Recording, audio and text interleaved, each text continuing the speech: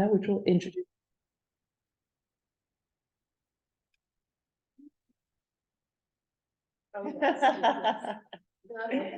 Thank you. Good morning, everybody. I'm Lana Baldwin. I'm a consultant with Alexander Carrillo Consulting, and I am your education chair this year for MPD.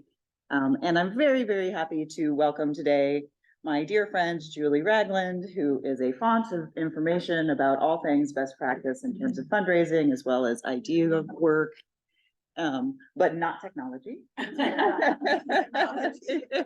You've been doing great with the technology this morning. And so Julie's here to talk to us about creating a successful year-end campaign without sacrificing your self-care. Welcome, Julie. Thanks, you. Lana. Let's see if this is turning on. Thank you.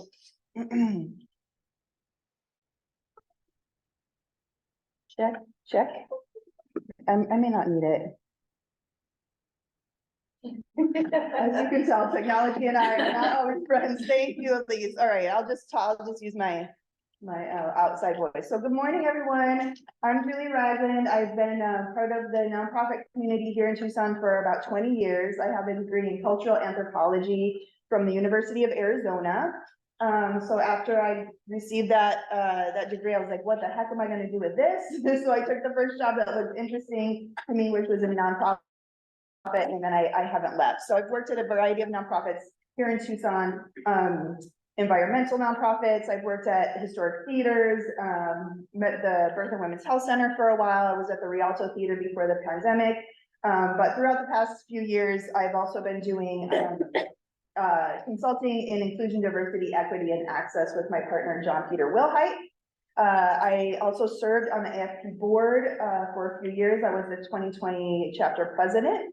And really love this community so much. And so I'm really excited to be here with you all today. So today I'll be talking about how to plan for a successful year-end campaign without sacrificing your self-care. So I'm going to go through a little bit of nuts and bolts about what a year-end campaign generally entails, and then talk a little bit about perspective and kind of how to approach your year-end campaign. Whether you are the one enacting the campaign or the one supervising others enacting the campaign. So I know a lot of you here have a lot of experience already in this. I'm hoping to leave time at the end for us to do some discussion so that y'all can kind of give your perspective, ask questions if you want, but also talk a little bit about what has worked for you in the past in terms of going into year-end campaigns. I work now for Ragland and Wilhite Consultants. That's my consultancy with John Peter Wilhite. So step one is don't freak out. All right. It can be a little bit daunting to be going into year-end fundraising and knowing that you are responsible for raising a big chunk of funds to carry your nonprofit through the next year. So whether you're on a calendar year or a fiscal year, of course, a lot of your fundraising happens at the end of the calendar year when people are giving their year-end donations for tax deductibility status. So don't freak out, and we'll talk a little bit about how not to freak out using some other steps and tips. So step 2 is to be an early bird. So there's the early bird getting the worm because they planned early. So start your year-end planning in late summer, maybe even midsummer to early fall, depending on how robust you're planning on having your year-end campaign be. So step 3, oh, where's my words? Oh, I think I have to click them through. Okay, there we go. Step 3, this is like a new thing for me where you click it and then it shows up. Okay, step 3 is gauge capacity based on your resources. And of course, you all know what this picture is right here. What is it? It's the flux capacitor from Back to the Future. So think of yourself as having a flux capacitor, right? You are a human and you have capacity. Your organization has capacity, and your capacity is based on time resources. So how much time do you have to devote to your year-end campaign? What's your budget? What's your organization budget for your campaign? So how much are you going to be spending on outside resources and help like mail houses and that sort of thing versus how much you're going to be doing in-house? Will you be doing your printing in-house? That kind of thing. the size of your team and how much help you have. So what are your board resources? How big is your fundraising team? Is your senior leadership going to be involved in your year-end fundraising? Hopefully they will be. And then the amount of coffee available. So make sure you have these resources on hand. You're going to be gauging your capacity, which is the amount of resources that you have to juice up your flux capacitor. Next, we have map your campaign. So most year-end campaigns include the following things, most but not all. A theme. So what's your theme going to be? Usually it would be something that ties in to what your organization is doing, you know, maybe your biggest projects for that year, that sort of thing. I sit on the board of the drawing studio. And so this year, our year-end campaign theme is Art Inspires. So it's Art Inspires blank. So we'll be talking to people about how art inspires them, art inspires life, art inspires, you know, whatever it is that art inspires. So that's our theme for this year. Usually it includes a mailed letter or possibly more than one mailed letter going out to your donors and or prospects, emailed appeal or appeals, usually a series of emailed appeals, personal phone calls, and then likely some in-person meetings as well. So this is what a campaign will usually entail. And so you want to map these out in advance and say, okay, we want to do, you know, one appeal going out maybe right before Thanksgiving, a mailed appeal, and then we're going to do a second mailed appeal in mid-December. We're going to start emailed appeals around the same time, maybe to tie in with Giving Tuesday, which happens right after Thanksgiving, if your organization participates in that.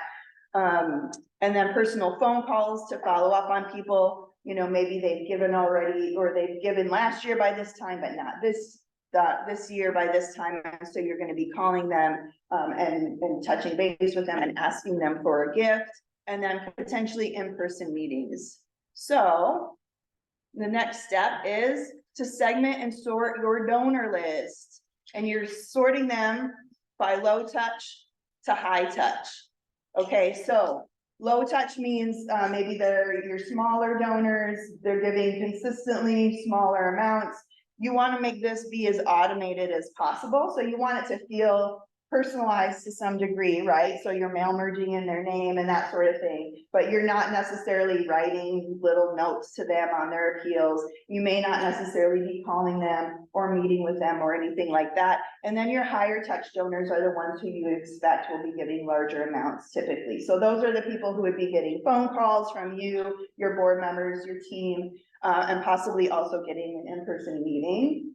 And of course, things like in-person meetings take a while to get on the calendar. And so that's something you want to be thinking about during this next step, which is to match your donors to the touch methods, right? So are they getting vegetables or are they getting donuts? Are they getting mailed appeals? Are they getting emailed appeals? Are they getting phone calls? Are they getting meetings? So you've segmented your donors, you've mapped your campaign, and now you're matching them up to one another. And this can take quite a while, right? So typically this means you're running from whatever donor database you're using, you're pulling out those reports to probably an Excel spreadsheet or something like that, and then you're segmenting them into different buckets that are going to be telling you who is getting what during the duration of your campaign.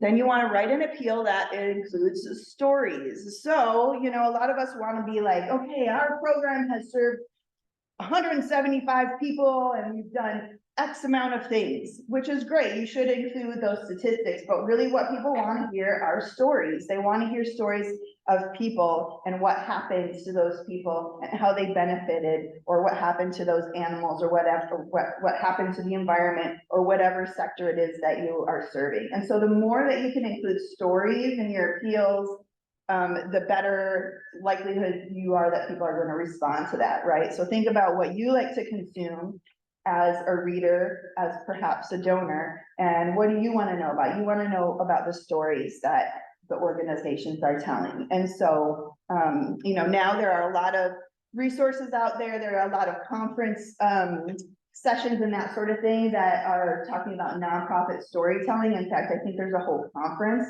that is devoted to nonprofit storytelling. And so reading up on some of those resources is a good idea. There's now also, and I think Frank Velasquez did a segment on asset-based language. So using language that isn't perpetuating stereotypes about the people or places or things that you might be writing about, but talking about them in a way that uses asset-based language. It talks about their resiliency, their power, and write about them in an uplifting way. Of course, also if you're including stories about people, you want to make sure that you're checking in with them to make sure that they're okay with you telling their stories and that you're not doing it in an exploitative way.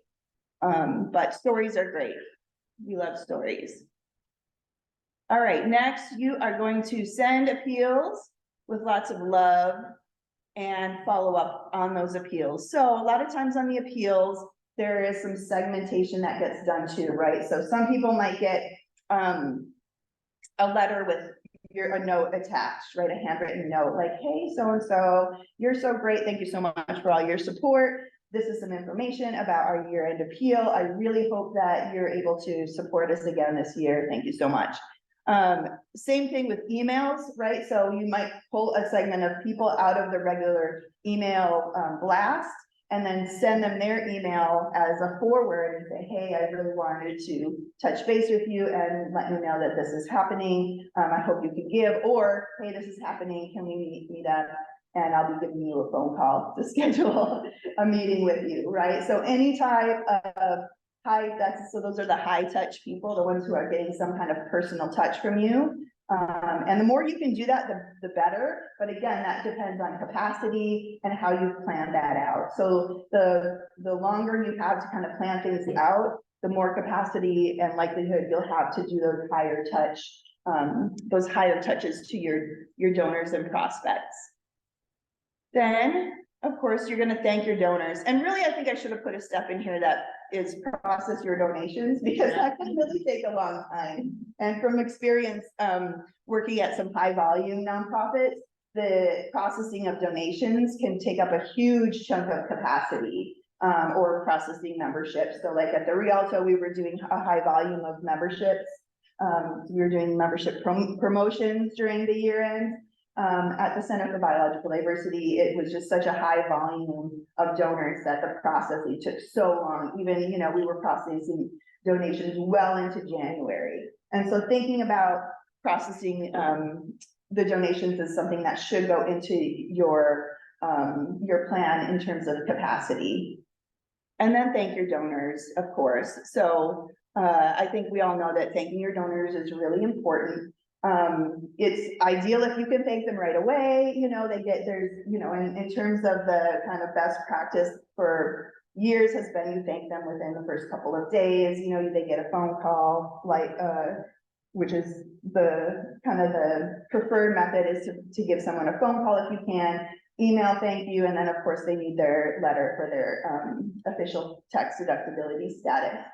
But one thing that I've also done is done a big thank you in January. So at the Center for Biological Diversity, we would do a big greeting card thank you campaign in January, where once we were done with year end, everything had been processed, we would write thank you cards in January to our donors, our bigger donors, and do it that way. And so that is a way to sort of alleviate a little bit of the pressure during the year end in terms of thank yous, make sure they get, some kind of automated thank you, but in January, you can always do kind of a more personalized thank you to them. All right, then of course you celebrate. So it is important to work in time to acknowledge and celebrate you and your team's own accomplishments. So if you are in charge of a team, make sure that you celebrate the accomplishments of your year-end campaign. You celebrate the accomplishments of your entire year. And we're going to start talking a little bit more about capacity and self-care during the year end. But I can talk from experience that if you're working in fundraising during year end, you're watching a lot of other people, your friends and family, taking time off, having big celebrations, that sort of thing. And a lot of times you're left out of those because you're working year end. So there's been a lot of times that I've really felt that, you know, you're watching like everybody else take their year end vacations and you're working during that time. And so even if you're able to take time off another time, you know, you take a big vacation in the summer or something like that, it can really be tough to watch everybody else celebrating during the holidays and you feeling like you don't have the time and the capacity to be able to do that. So as an organization, it's important that you do take time to celebrate during your year-end appeal, and all the time, really. All right, so now we got some pro tips. Your year-end priorities are: 1, yourself. 2 is your family. And then 3 is your organization's year-end appeal. All right, so say it louder for the people in the back. These are your year-end priorities. And a lot of times you want to put number 3 as number 1. And it's important, right? Like your organization's funding depends on this. Your livelihood depends on you having this job and you doing well at this job, but it's really important that you remember to take care of yourself first, to take care of your family during this time. A lot of times, you know, your family is taking time off. They want you to participate. And so this is just a reminder and a reinforcement and permission to put yourself first during your year-end campaign and all the time. Because of course, if your oxygen mask is not on, you cannot help anyone else. All right. And what is a presentation without an acronym? Always be gauging capacity. So this is something you need to be doing constantly throughout your whole campaign, is gauging your capacity. Where is my flux capacitor that lives internally inside of me? Am I doing okay? Am I faltering because I'm feeling like I have so much pressure and I can't deal with it? Also your organization's flux capacitor. So what are the resources available right now for your organization, right? What are your time resources like? What is your budget resources like? What's your coffee resources like? And make sure that your capacitor is full or nearing full. There's your flux capacitor. And of course, this is a reminder. I just said all these things. Gauge capacity based on your time resources, your budget, your size of your team, and the amount of help. You know, it's easy to be like, oh yeah, the board's gonna help, right? And the board said they were gonna help, but now it's the holiday season and everybody's gone and no one's around to help and make the phone calls, and the phone calls aren't getting done.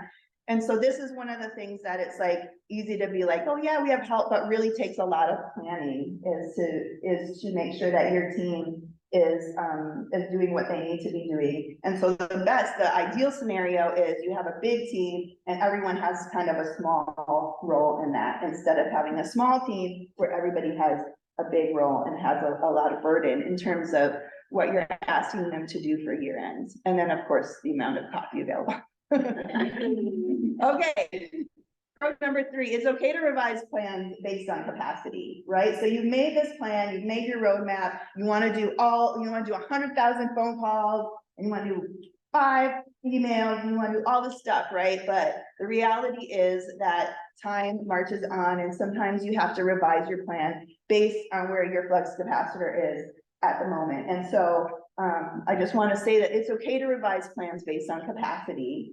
And the more headspace you have to be able to revise plans, the better you can do in terms of being flexible and nimble and saying, okay, you know what? It's not going to work for us to get this mailed reminder out. So what can we do instead?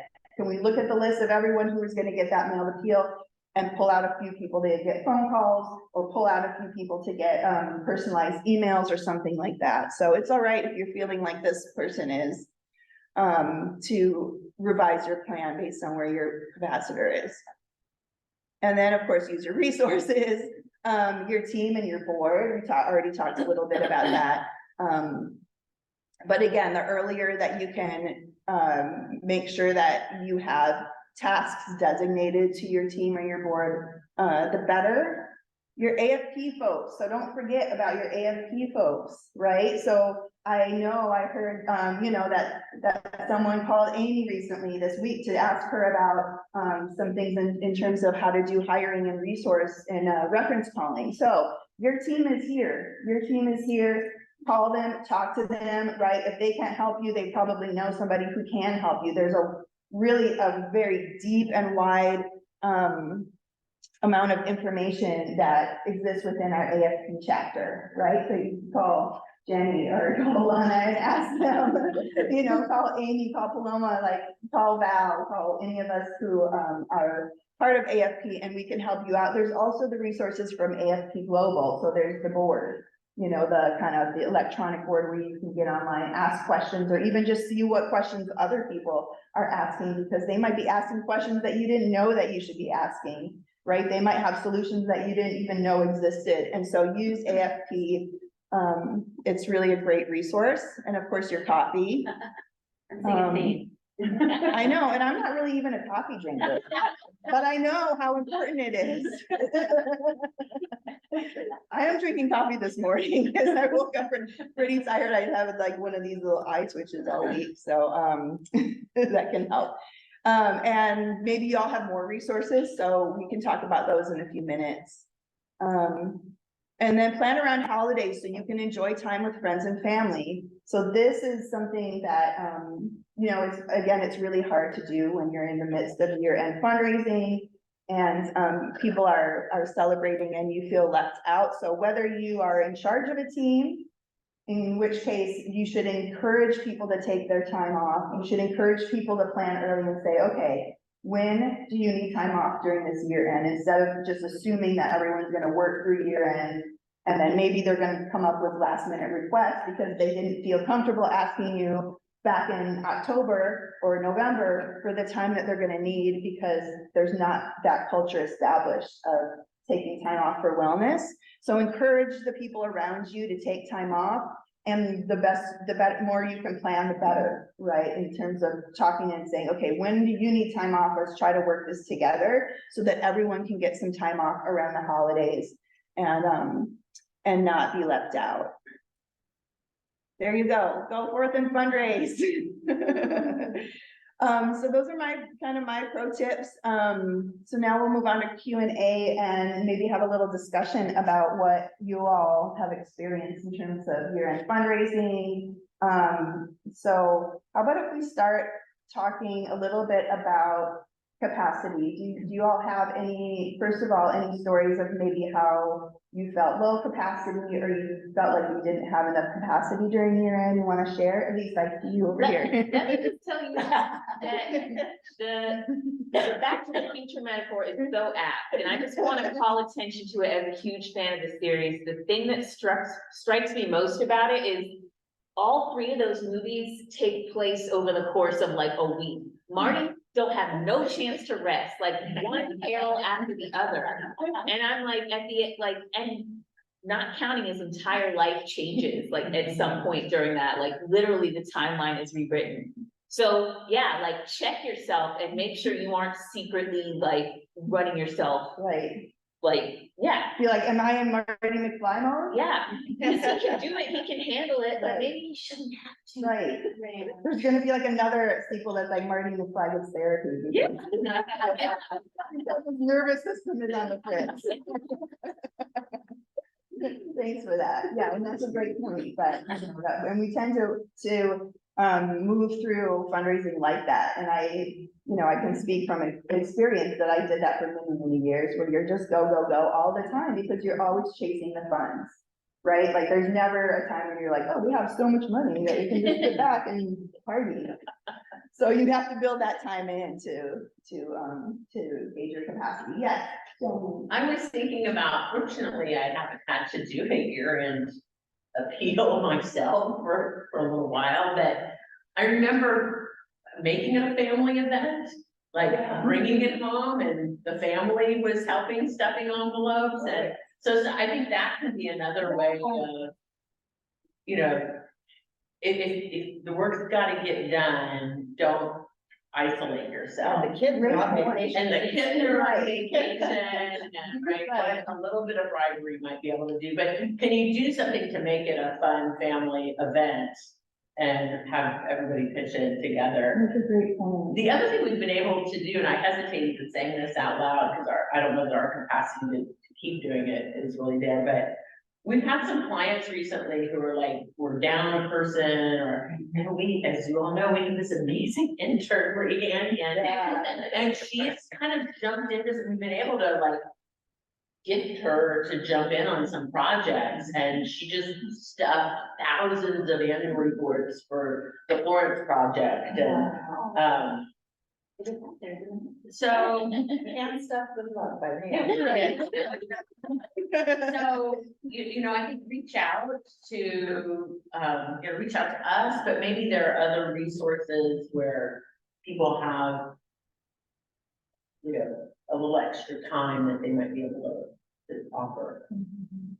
Another opportunity that just brought my, the San Miguel students are working at the community foundation. They have a little office. And if they, and they're always looking for something to do. Obviously, they're working for GP and other, but they usually finish early.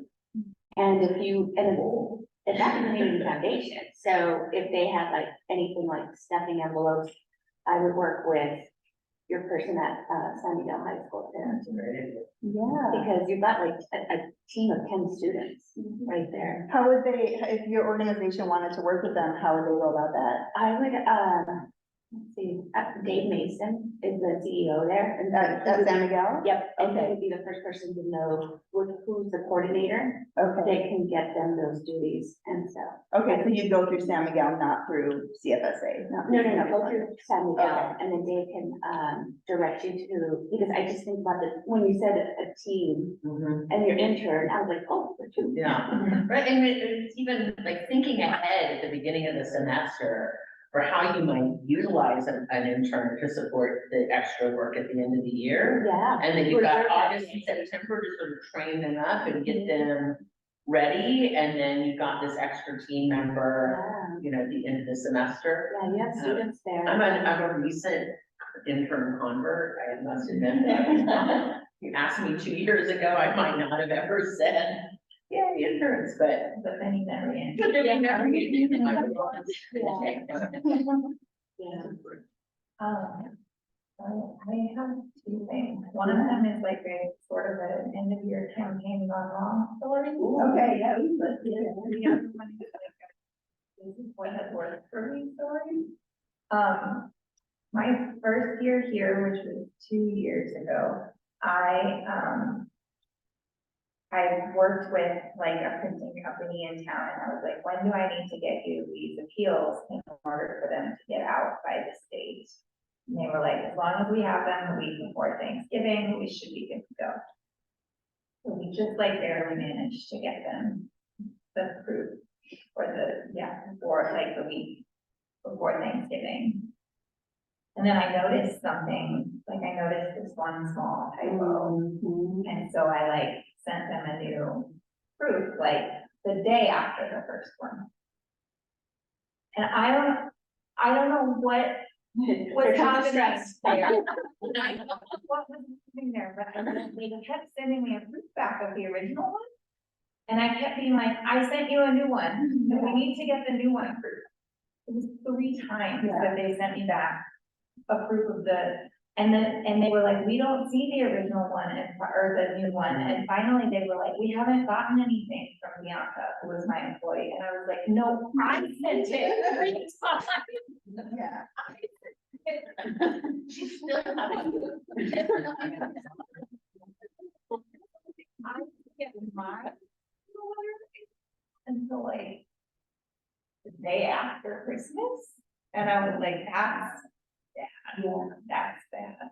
So the next year, like both years since then, I've just like blocked off the whole month of September as my like write the appeal letter month. Because if I have a draft done by the end of September, then we can like be on it. That's a great point. Yeah. The earlier. And I've noticed it takes me the whole month. Like I start thinking about it in the beginning of Right. September. And maybe I start writing it in mid-September, and then it takes me like the rest of the month to feel like I have a solid draft. Seems like it should be so quick, but it's not. It's not, no, that's a great point, that it takes, that your writing takes longer than you think it should. Yes. And then in terms of capacity, like what's going on with the mail houses, is that they're in year-end campaign mode as well, Yeah, right? So they- People. Right, so they have all their clients and they're all sending them multiple drafts and iterations of things and multiple lists, and they have to match them all up. Yeah. And so that's, I mean, that happened to me too, where you're like, oh no, we found an error, here's this, and, or here's the new list, right? And so that's a good point, that all that stuff, the list management stuff takes so much longer than you think it's gonna take.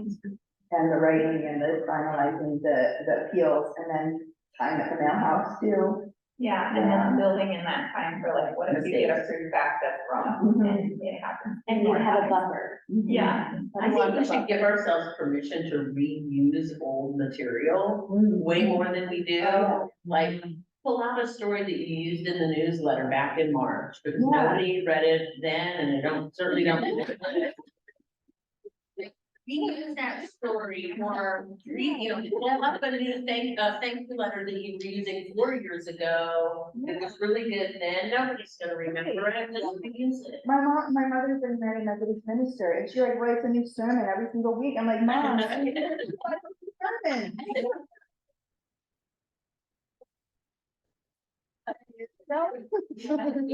I'll remember some from like 4 years ago, like, shoot.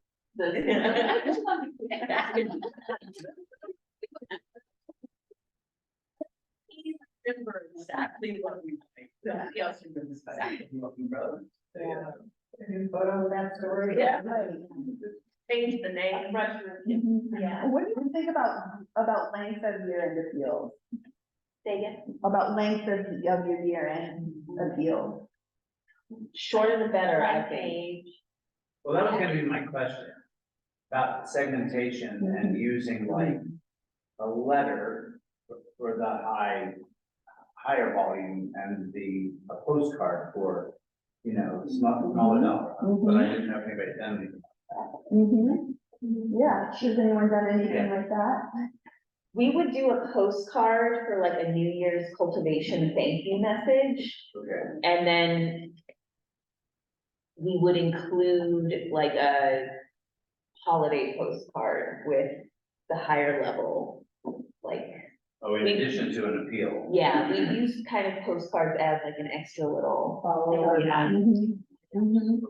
Yeah. Postcards can be really nice for like, just a reminder in the spring that like, oh, hey, we're a tax credit eligible, like an Arizona charitable tax credit eligible organization, and here's what you need to know about that. It's like something that doesn't need a lot of information to get the point across. Yeah.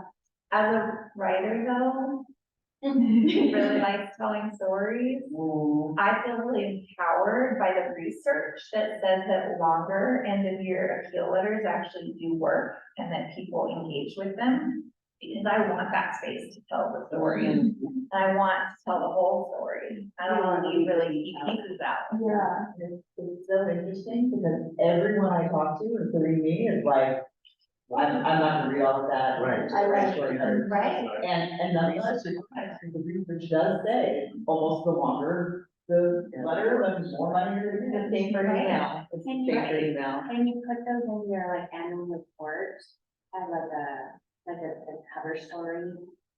Well, I do that too, like on the note of recycling content, like the story that we told in last year's end of year appeal letter, I just used it again in our annual report. I was like, this should also go here. Yeah. This is- Just in case that And I don't think there's anything, there's a downside of people feeling like they have some familiarity with the people you're surveying and where you're. Like, even if they do recognize, like, oh, yeah, I remember hearing about that people, that just makes me feel like I'm part of the organization. And I have no inside. I think I'm also seeing a lot of like packages in direct mail, so maybe there's a brief letter, but then there's an insert that's a more detailed story, and then maybe there's a companion infographic page. So that way it's like in like digestible chunks. There's a lot of information there, but the reader can kind of pick and choose what appeals to them. Yeah. I think the challenge with a postcard appeal might be that there is no well, that it may not be enough room, yeah, to tell your story, but there's no response mechanism.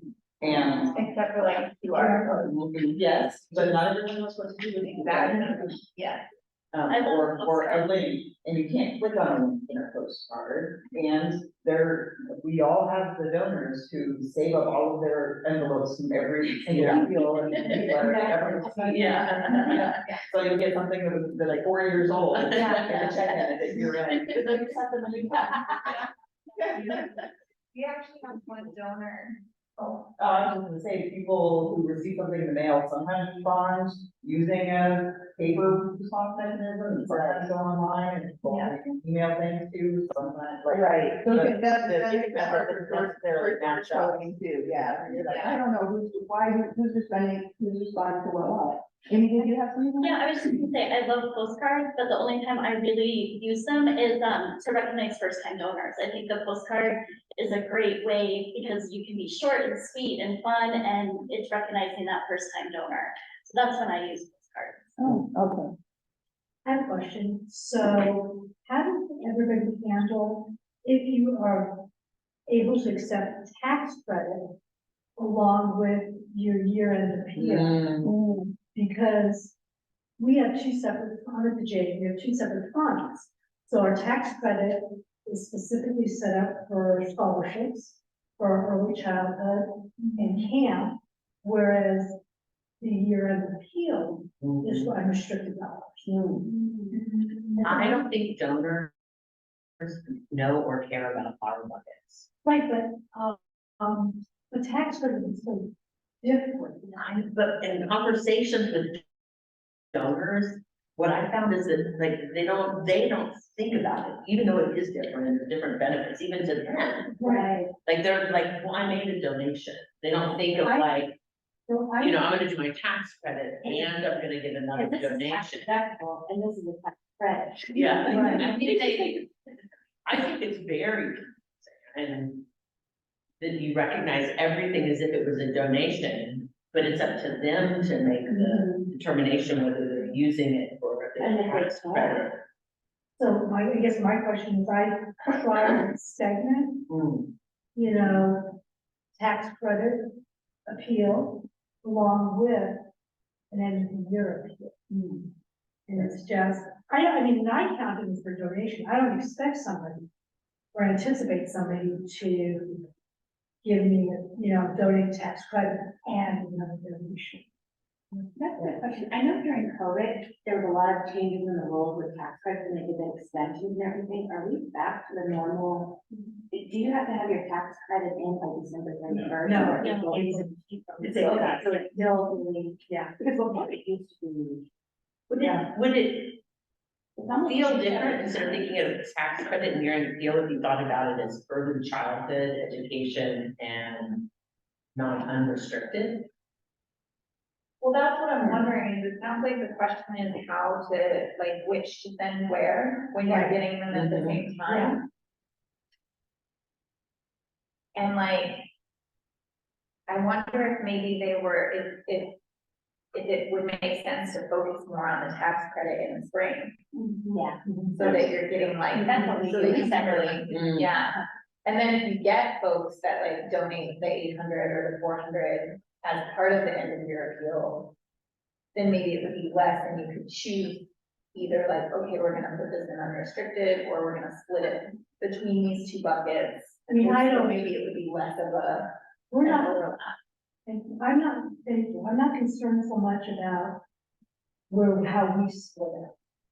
I'm more concerned about the message, how to educate them, tax credit, because I get calls all the time about, you know, does my tax credit count as a donation? Of course it does, you know, because not everybody still understands. Yeah. Do you have a website up that talks about tax credit? Okay, yeah. Can I make a comment? Hi, Jen. It's the voice of God.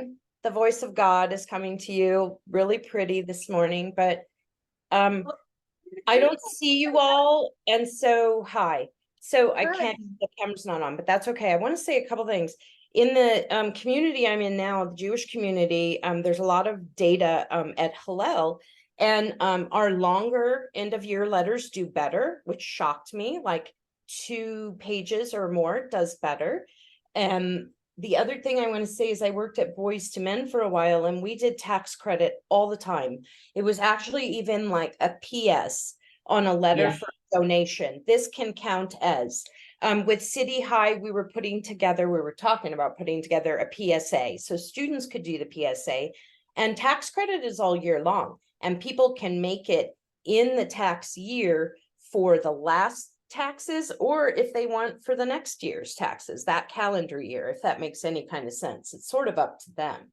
And it is an education tool because there's so many different tax credits, right? There's QCO, QFCO, public school, private school, things like that. So it's total education point, and I think can go all year long.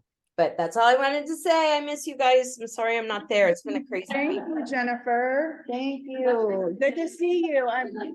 I'm sorry you can't see us. I don't know how to make it so that she could see us better. Oh, I can see you now, but I you can see can. Donna, Okay. but the camera was off, and it's okay. It was my fault for forgetting. Gotcha. Is it the case that only donations to the early childhood fund qualify for the tax credit for your organization? Or have you made a determination So that we- anything that's marked as tax credit goes into that fund? We actually formed an LLC to become tax credit, so we could receive tax credit. And with the tax credit, the way we did it was early childhood, because we didn't want to do work before, because there's so many other Jewish organizations that fit into the work.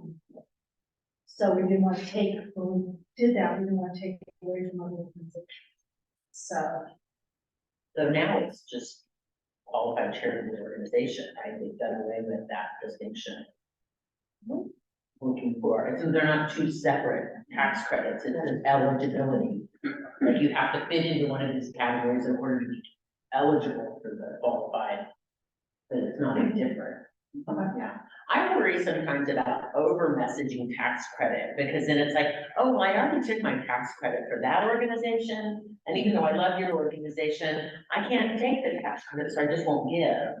Instead of like promoting a donation and, oh, by the way, you still can take advantage of the tax credit, we qualify. Right? Like, I think it's a very different way of messaging, because you can only use up to a set amount of money. It's a weird number now. It's like 421 or I love the 408. At least you'll know when you're giving your gift. Well, and that's one of the challenges, I think, if you have, if you have that kind of separation of your tax credit dollars, is that it's really, do you then every gift that comes in of a certain amount, you assume is tax credit, or is it only labeled that way, and then only things that come in through a certain mechanism? Challenge, Yeah. it's better. And then they can, they can do their taxes after they just determine if it was a deductible or.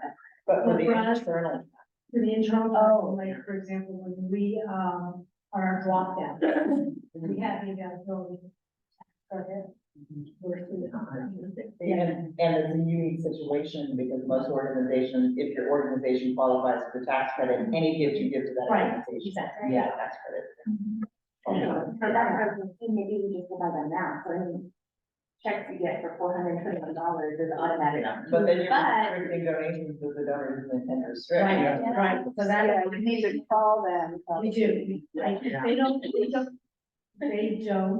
designate the tax credit. Can you go many with a checkbox? Well, that's on our drop, Yeah. Oh, that's on our drop. And then what about under the materials and, I used to do a card. because I'm thinking of the older, that has all their envelopes out and. Right. It seems like maybe doing a presentation on how to maximize your tax credit might be, because there are so many questions and things. And it's right, it's changed so much. I think there's a lot of myths around. There are. but- Yeah, for some reason I thought I went back to, you know, the way Yeah. Yeah.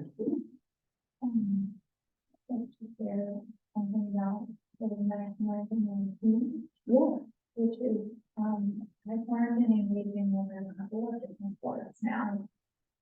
That board members are really busy, right?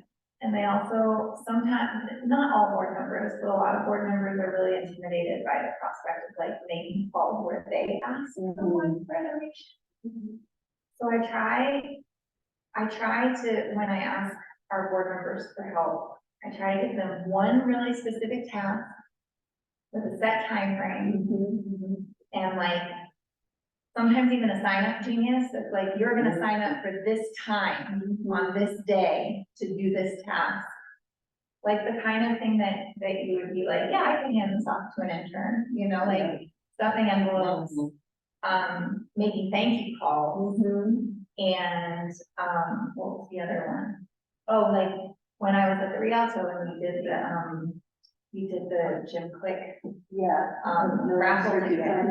Yeah, it was so unexpected how many tickets were bought because it was during COVID and everyone wanted to support, and then they also wanted the chance to win a car. So we did like $18,000 in Jim Click raffle tickets. And I was like, I cannot fill out all these raffle tickets. Yeah, so I started like calling up our board members and being like, can I hand off a pile of these raffle tickets to you? And can you write the addresses on them and make sure you get them out in the mail? And they were like, sure. And so that was a task that worked really well to kind of farm out. Really good point. Yeah. Yeah. But I noticed like if I write our board members and I'm like, I need help with this campaign and here are 3 possible tasks you can help with, I get 0 response. But if I'm like, I need help with this campaign, I need this one thing on these dates. Can you sign up for a time or can you take this many calls? Because they don't live in our world, they don't know the jargon, they don't know the past. So if I tell them exactly, like being specific and here's what I need, and then especially adding the time frame, they appreciate that so much more. Like, yeah, I can write that down and thank you so much. Yeah, this is, versus how can you help me? It's like, well, I don't even know what can you help in. So I know the more specific the better, and they really appreciate it. And they even respond to that. Yeah, I think that helps for like a staff too, because when I was at Living Streets Alliance and we would do our year-end appeal for donors who donated over a certain amount or had been reoccurring donors for a certain amount of years, we would write little personal notes to them and attach it to the letters.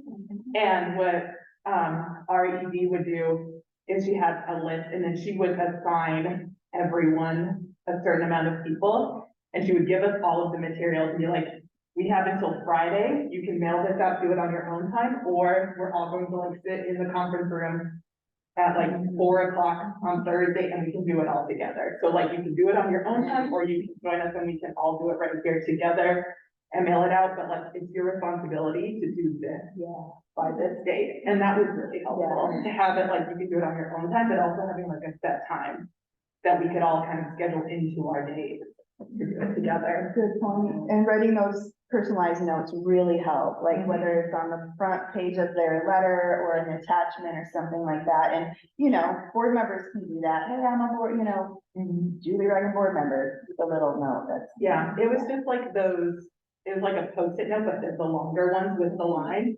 And we would just tell them about like we would have Cyclovia at the end of October for an event at the end of the year, you know, just like invite them to that and thank them. And like, it was very short, you know, you could write the same thing 30 times over. Who's gonna know, but I have this scheme, like, kind of gradually increase the number that I assign to any given board member, especially when it comes to thank you calls, because for a board member who hasn't made thank you calls before, phone calls can be intimidating, right? And for a board member who has made thank you calls and who like knows how fun it is to get on the phone with somebody just to thank them and have them be so grateful and have them be like, oh my gosh, you're calling. I'm gonna tell you all about why I support YWCA and how long I've been supporting for. Like once they have that experience, then I'm like, Right now, it's not gonna be a thing. Right. Good point. Yeah, we're doing a thankathon right now this week for the drawing studio. We're in kind of anticipation of asking people for money. We're thanking them. So. All right, so we have just a couple more minutes. Does anyone have any announcements for upcoming events, open, positions, anything like that folks want to talk about? I have, an event. It's a new networking event next Wednesday at the rooftop of the playground, called Peace and Success, and it's our first event, for JA, because we usually have our JA Heroes, where we're honoring our volunteer of the year, teacher of the year, and with a fundraiser, and I said, kind of weird to honor them and then ask them for money. So, it was this, we split up the event into two events where, and bookended at the end of this launch off the school year, we have this new event called Peace and Success. And that's pure fundraising, but it's to get the recurring donors and to get volunteers to go in the classroom. But then we kept our J Heroes that we usually do in December, and we moved it to April for National Volunteer Appreciation Month and Financial Literacy Month, so it was perfect month. And then of course, no one wanted to fundraise for that, so we're all find the funding, you throw the party, and I gave it to the board. And the committee to do it, it's like, at that time, I'm gonna be so busy, because we're going towards the end of our fiscal year, that do not go $1 over this amount, but it's all up to you. Here's the guidelines, here's how many people, here's what we, here are the dates you can do, and have fun at it. Give me updates. Yeah. It's a control issue, right? But yeah, they're having fun with it, and they feel Engaged. they feel engaged, and they Yeah. feel like, wow, they're really trusting us. And so it's a retention, volunteer appreciation, and you come and you just enjoy. But the one that's happening next Wednesday is.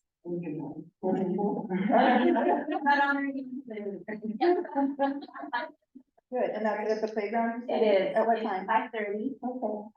And so that's junior achievement. Junior achievement, $30 with appetizer and a drink ticket. And does everyone remember the Pop Rocks? When they were little?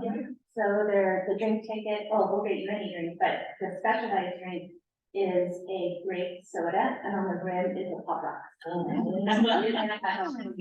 Cheeseburger sliders and tater tots, because I wanted to do the whole cafeteria. Oh, that's cute. So we should wear our school uniforms.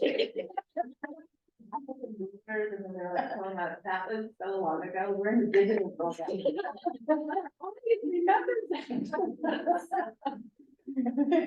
No, you're all welcome to come. And it's next Wednesday. Okay. I'd love to see you. Thank you. Any other announcements? Yeah.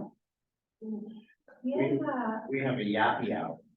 Bring your dog to the Scooping Brewery on November the 14th. November 14th, Yappy Hour, where is it? Screw Bean. Screw Bean or the Screw Ball. It's off Euclid. Okay. Brewery. Is that the venue? Yeah, yeah, they're just going to donate a percentage of proceeds. It's not what I would call a fundraiser, it's more just outreach. Yeah. Brewing on Park? There you go. Okay, Brewing on Park on the 14th, what time? 5 o'clock. Yappy Hour, and you can bring your You dog. can bring your own table. How many dogs do you have? Doesn't take over you. And if our dog does not, they can help you with that. We can certainly help you train, but not. That's another location. You can come to our office, open Broadway. Come to this Yappy Hour with your dog, but only if your dog does not yap. Bring your non-yappy Another dog. way to market. Yes. And is that, are you with the J too? No one but candy. Candy dogs. Now it makes more sense, doesn't it? Yeah. Yeah, like I was not. Dogs. We offer service dog training and we just offer general behavioral training for any dog. That's good to know. Puppies to older age, Okay, therapy to agility, etc. awesome. I'm a dog person. So that's good to know. I have 7. I won't bring them on. Thank you. Any other announcements or Ben? Yeah, I am actually gonna be taking, I'm a musician, so I'm taking next year to focus on a couple album projects that I'm working on. Which means that my position here at YW is opening up. So we're currently hiring right now for the next, director. What are you thinking? I'm leaving at the end of the year, but we're hoping to hire, we're hoping to have someone start mid-November, early December, so that I can kind of walk them through all of those things that I've put in place. Yeah, well, congrats. Yeah, so keep your eyes out for somebody that would might be good at. Yeah, it's a great place. It's a great place. to work. I've been saying- And so on. Such a great. Oh, yeah. Yeah. I've been saying, like, if you want to be in development here, your priorities should be 1, equity, 2, relationships, and then 3, fundraising numbers, Good. in that order. So, yeah, similar to the priorities of, yeah, so equity, thank you, yeah. And what is it, equity, relationship, Then the and numbers. then fundraising numbers, good, yeah, because equity and relationships will need to. Fundraising, yeah. I love that you got your values. In order with that, I love that. Yeah. Any other events or announcements? I know we're at 9 o'clock, so, or we're at 10:04. Welcome to my presentation. Thank you. Feel free to reach out for any reason at all, and thanks so much for coming, and please continue to be engaged with AFP, invite more people. We're really trying to raise our numbers now that we're doing more in-person events, and really, talking about, what members want in terms of programming, in terms of opportunities to be in person versus virtual and stuff like that. So talk to Elise is the current board president. Val is the president-elect. Lana is heading up programming. Did I miss anybody? Oh, Amy's membership. Yes, Amy's membership. So talk to Amy about any membership questions or anything like that, and you can refer people to her as well if they're interested in joining. If you're in charge of a team, please encourage your team and support your team to be part of AFP, because it really is such a help and will help support your person and contribute to the sustainability of your team. So. And we have 7, we're in a scholarship window right now, and we have 7 scholarships, and it closes on November 1st. So if you know of people that might be interested, or if there's other people on your team, we were given some extra scholarships from Global, and we are really excited about it. So the application and information is on our website, and like you said, it closes November 1st. All right, thanks, everybody. And I'll see everyone at FPD. Yes, and